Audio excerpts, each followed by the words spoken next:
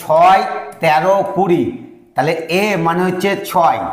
এ মানে প্রথম পদ, ডি মানে কত 13 মাইনাস 6 সমান হচ্ছে 7। এই কততম পদটা ধরলাম এন, তাহলে টি এন কত, টি এন সমান হবে প্রথম পদ, প্রথম পদ মানে হচ্ছে 6 plus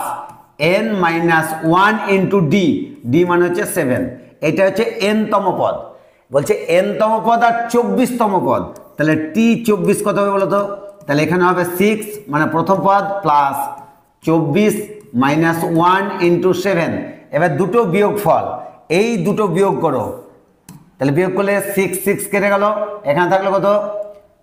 n minus 1, n minus 1 into 7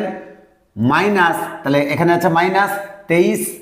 into 7 সমান 98। এই 7 দিয়ে এখানে 7 এখানে 7 সব ভাগ করে দাও, তাহলে n মাইনাস 1 মাইনাস 23 সমান 7 14